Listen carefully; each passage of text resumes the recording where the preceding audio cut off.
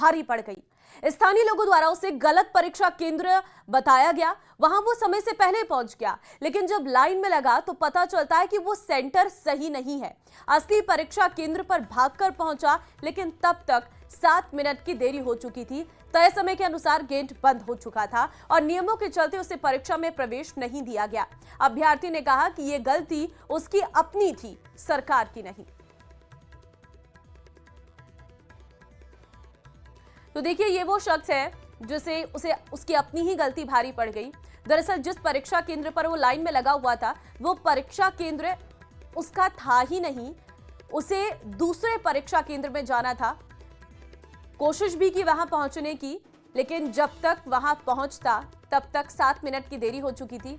और क्योंकि तय समय के अनुसार जो है परीक्षा केंद्र बंद हो चुका था, 7 मिनट की देरी की वजह से उसकी परीक्षा छूट गई। तो वो बोले लाल मैदान वाले स्कूल को बता दे, तो उधर वेट किया, उधर एंट्री दी नहीं, फिर यहाँ आया तो लेट हो गया।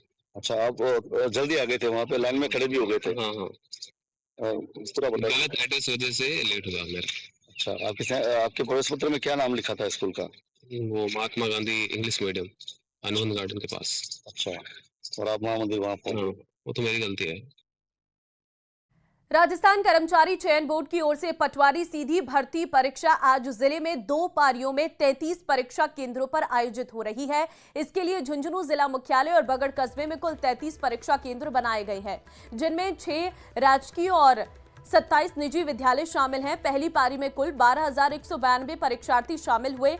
सभी परीक्षार्थियों को सुबह 8 बजे तक गहन जांच एवं सत्यापन की प्रक्रिया पूरी करने के बाद ही परीक्षा केंद्रों में प्रवेश दिया गया। परीक्षा में नकल रोकने के लिए विशेष इंतजाम किए गए। प्रत्येक परीक्षा केंद्र पर सीसीटीवी कैमरे लगाए गए और साथ ही वीडियोग्राफर भी तैनात किए गए, ताकि पूरी परीक्षा की निगरानी रखी जा सके। वहीं जिला प्रशासन और पुलिस अधिकारियों ने भी केंद्रों का दौरा कर व्यवस्थाओं का जायजा लिया। राजस्थान सरकारी चयन बोर्ड की ओर से प्रदेश भर में पटवारी भर्ती परीक्षा का आयोजन किया जा रहा। ऐसे में कोटा जिले में यह परीक्षा 42 परीक्षा केंद्रों पर 2 पारियों में आयोजित की जा रही। परीक्षार्थियों को परीक्षा शुरू होने से 2 घंटे पहले केंद्रों पर प्रवेश दिया गया। 3 स्तरीय सुरक्षा जांच के बाद ही परीक्षार्थियों को प्रवेश दिया गया। नकल पर रोक लगाने के लिए 7 फ्लाइंग स्क्वाड टीमें भी तैनात की गई। राजस्थान कर्मचारी चयन बोर्ड की तरफ से पटवारी भर्ती परीक्षा का आयोजन प्रदेश भर में हो रहा है। कोटा की बात करें तो 42 परीक्षा केंद्रों पर ये परीक्षा आयोजित हो रही है। 2 पारियों में परीक्षा आयोजित होनी है। पहली पारी में सुबह 9 बजे से 12 बजे तक, दूसरी पारी में 3 बजे से 6 बजे तक। ठीक 2 घंटे पहले ही एंट्री देना तय किया गया है। तो फिलहाल एंट्री यहाँ पर दी जा रही है और ये तस्वीरें देख सकते हैं कि 3 चरणों में यानी त्रिस्तरीय चेकिंग के बाद, जांच के बाद में यहाँ पर जो एंट्री है वो फिलहाल एग्जाम सेंटर्स पर दी जा रही है। किस तरह से पूरी तरह से मेटल डिटेक्टर्स के साथ में चेक किया जा रहा है, पुलिस की चेकिंग, फिर इसके बाद में 7 उड़न दस्ते भी बनाए गए, यानी परीक्षा में किसी भी तरह से कोई भी जो है वो चूक और गलती ना हो। किन तैयारियों के साथ में परीक्षा देने के लिए एग्जाम सेंटर पर पहुंचे? जैसे ड्रेस कोड की बात करें तो ड्रेस कोड जीन्स इस बार अलाउ नहीं है और नॉर्मल फॉर्मल पैंट या पजामा पहन के आ सकते हैं, और बिना बेज वाली या बिना कोच वाली आप टी शर्ट पहन के आ सकते हैं। नॉर्मल स्लीपर्स आप पहन के आए। बाकी यही जो हर एग्जाम में होते हैं। किस तरह की तैयारी करके आए हैं और एग्जाम को? सर जी बढ़िया तैयारी करके आया हूँ। अब आगे पेपर देखने के बाद पता चलेगा। ये परीक्षा चल रही है। इन सबके साथ में प्राथमिकता यही कि परीक्षा नकल रहित हो, शांतिपूर्वक तरीके से हो और मुकम्मल तरीके से इसे पूरा करवाया जा सके। इसको लेकर के त्रिस्तरीय सुरक्षा और लगातार परीक्षा केंद्रों पर मूवमेंट करेगी। हिमांशु मित्तल। बूंदी जिले में आज पटवारी भर्ती परीक्षा का आयोजन किया जा रहा है। जिले के 16 परीक्षा केंद्रों पर कुल 6,406 अभ्यर्थी 2 पारियों में परीक्षा दे रहे। सभी केंद्रों पर त्रिस्तरीय सुरक्षा व्यवस्था के तहत जांच के बाद ही परीक्षार्थियों को प्रवेश दिया जा रहा। महिला अभ्यर्थियों की जांच महिला पुलिसकर्मियों द्वारा की जा रही, वहीं पुरुष अभ्यर्थियों की जांच पुलिस जवानों और अधिकारियों के द्वारा की जा रही। न्यूज 18 से बातचीत में अभ्यर्थियों ने कहा कि तैयारी पूरी है, लेकिन पेपर की पारदर्शिता को लेकर अभी भी शंका बनी रहती है।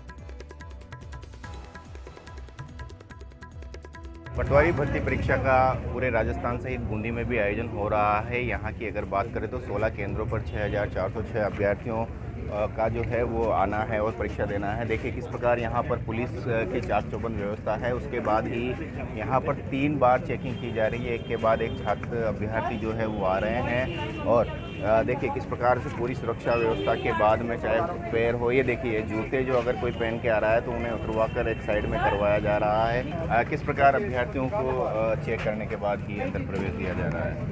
मतलब इनको पूरी तरह से चेक किया जाता है। इनके स्वयं का नाम, पिता का नाम, डेट ऑफ बर्थ का मिलान करके इनकी बायोमेट्रिक होती है, इधर से फोटोग्राफी होती है, वीडियोग्राफी होती है। उसी के बाद कैंडिडेट को अंदर मतलब 3 लेयर में चेकिंग की जा रही है। उसके बाद एंट्री होती है अभ्यर्थी की। कुछ पुलिस अधिकारी हमारे साथ, उनसे भी बात कर रहे थे। सर, किस प्रकार चाक चौबंद व्यवस्थाएं हैं, क्या कहना चाहेंगे। बिल्कुल चाक चौबंद व्यवस्था है। बच्चों को चेक करके अंदर भेजा जा रहा है। किसी प्रकार की कोई सफलता नहीं बरती जा रही है। कुछ अभ्यर्थियों से हम बात कर लेते हैं। कैसी तैयारी है आपकी परीक्षा को लेकर। अच्छी है, प्रिपरेशन तो फिर देखते हैं पेपर के साथ। अच्छा, राजस्थान में और पूरे देश में बेरोजगारों की भीड़ है, क्या मानते हैं। है पर क्या ही करें, अब वैकेंसी कम आती है, स्टूडेंट ज़्यादा है, पर फिर भी प्रयास करेंगे कि जितना हो सके उतना। क्या मानते हैं परीक्षा की जांच जो होती है कई बार गड़बड़ घोटाले हो जाते हैं, उसको लेकर क्या कहेंगे। क्या ही बोल रहे तो होते ही हैं, उनके लिए हम क्या करते हैं। सरकार को तो यही वो भी कर ही रही है, उनसे वो जो। तो प्रदेश में फिर एक्टिव हुआ है मानसून। 28 जिलों में बारिश का येलो अलर्ट जारी किया गया है। उदयपुर संभाग में ऑरेंज अलर्ट जारी है। कोटा, उदयपुर, भरतपुर, अजमेर में बारिश के आसार हैं। जयपुर संभाग में कुछ स्थानों पर बारिश की संभावना है। 19 से 22 अगस्त तक पूर्वी राजस्थान के अधिकतर हिस्सों में बारिश की संभावना है। अजमेर के किशनगढ़ में सर्वाधिक 80 मिलीमीटर बारिश हुई है। राजस्थान में भारी से अति भारी बारिश की चेतावनी जारी की गई है। तो देखिए एक बार फिर से प्रदेश में एक्टिव हुआ है मानसून। अरबाज संवाददाता इस वक्त फोन लाइन पे हमारे साथ है। अरबाज, एक बार फिर से प्रदेश में मानसून एक्टिव हुआ है, क्या जानकारी।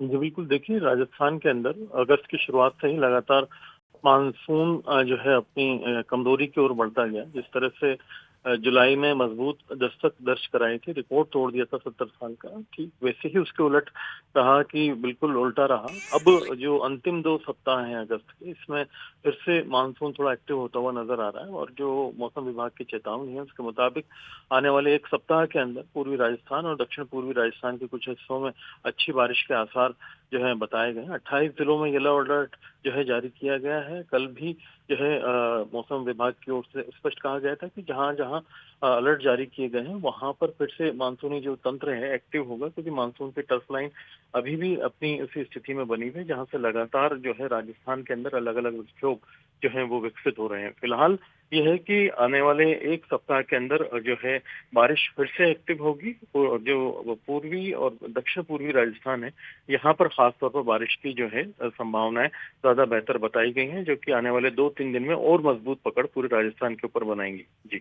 लेकिन अभी कैसा मौसम बना हुआ है जयपुर का। देखिए राजधानी जयपुर में मौसम खुशनुमा है। हालांकि बादलों की आवाजाही है लेकिन धूप खिली भी है। और जैसा कि मौसम विभाग की चेतावनी, शाम तक यहाँ भी जो है मौसम के अंदर थोड़ी तब्दीली देखने को मिल सकती है। मध्यम से हल्की जो है बारिश की चेतावनी जारी की गई है, येलो अलर्ट जारी किया गया है। लेकिन अभी जो मौसम है वो खुला बना हुआ है राजधानी जयपुर में। ठीक है, बहुत धन्यवाद अरबाज आपका तमाम जानकारी देने के लिए।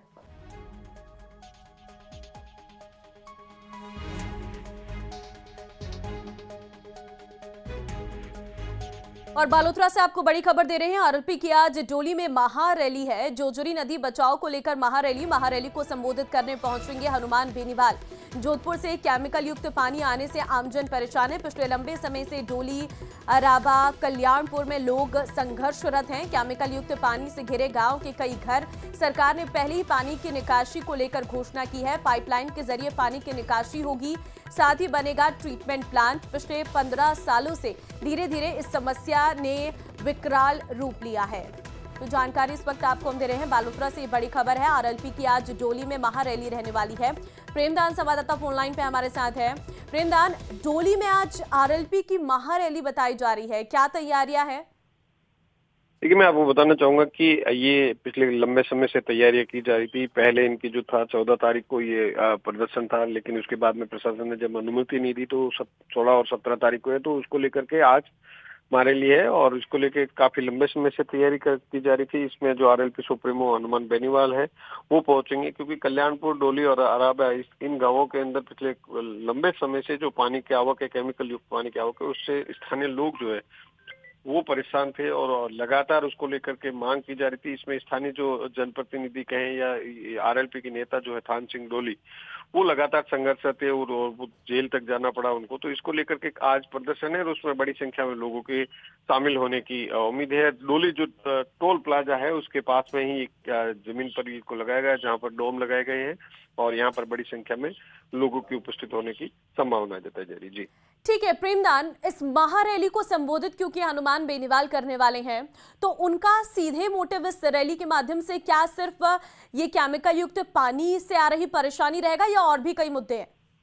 देखिए, इसमें महत्वपूर्ण मुद्दा जो है जोजरी नदी में केमिकल युक्त पानी है। जोजरी नदी के अस्तित्व पर जो संकट है उसको लेकर है, क्योंकि जोजरी नदी यहाँ के किसानों के लिए अपने आप में जीवनदायिनी रही है। तो उसके अंदर जोजरी नदी के अंदर ये केमिकल युक्त पानी आने से इस पूरी नदी का और नीचे का जो पानी है वो खराब हो गया। तो महत्वपूर्ण जो मेन मुद्दा है वो यही है। इसके साथ साथ अन्य जो मुद्दे होंगे बालोतरा और आसपास के मुद्दे हैं उन पर भी हनुमान बेनीवाल टारगेट करेंगे, लेकिन मुख्य जो मुद्दा है वो यही रहेगा।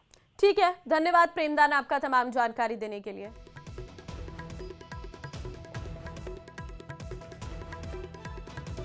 बेंगलुरु के नगरपेट इलाके में शुक्रवार देर रात भीषण आग की घटना में जालौर के व्यापारी मदन सिंह राजपुरोहित, उनकी पत्नी और 2 मासूम बच्चों की मौत हो गई।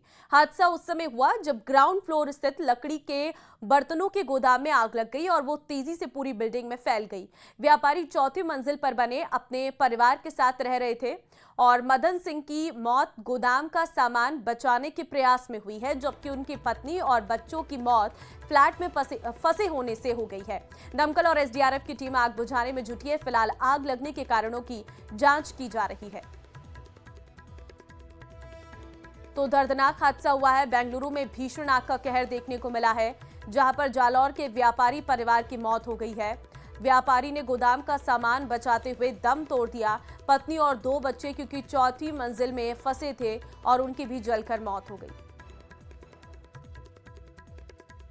बेंगलोर में हुए दुखद हादसे में हमारे गांव के मदन सिंह राजपुरोहित और उनके पत्नी और 2 बच्चों का निधन हो गया है।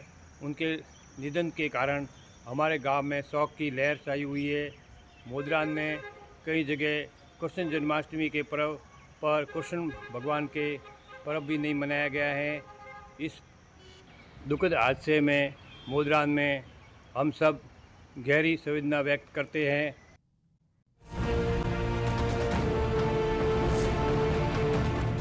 जानवरों को ले सकेंगे गोद, देना होगा खर्च।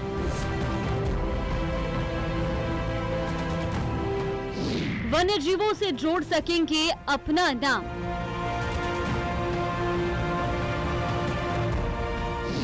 बायोलॉजिकल पार्क ने किए खास इंतजाम।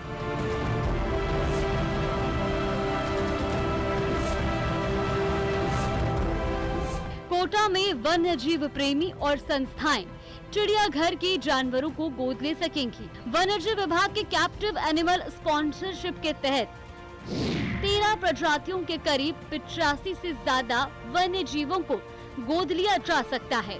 इनमें बायोलॉजिकल पार्क में रहने वाले जानवरों में शेर, भालू, लेपर्ड, बाघ, हिरण, मगरमच्छ सहित अन्य वन्य जीव भी शामिल हैं।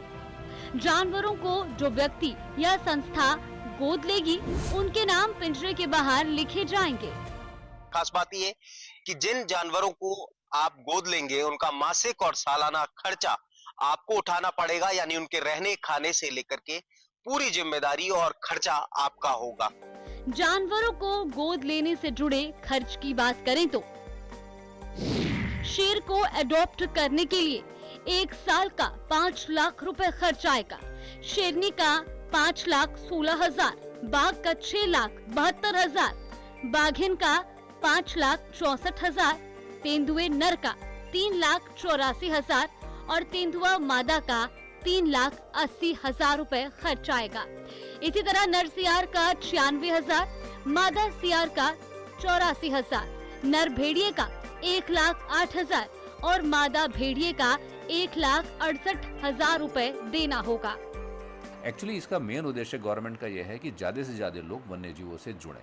वन्य जीव, हमारा पर्पज़ ये नहीं कि वहाँ पे जाके उसको एंटरटेनमेंट करें, वहाँ पे हम उनसे एनिमल को देख के हम एंजॉय करें, वो एक सेकंड पर्पज़ है। फर्स्ट पर्पज़ ये है कि लोगों में अवेयरनेस आए।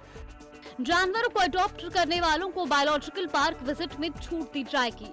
अभी तक एनटीपीसी अंता की ओर से अडॉप्शन का प्रपोजल मिला है। वो 7 जानवरों को गोद लेना चाहते हैं। न्यूज़ 18 राजस्थान के लिए हिमांशु मित्तल की रिपोर्ट।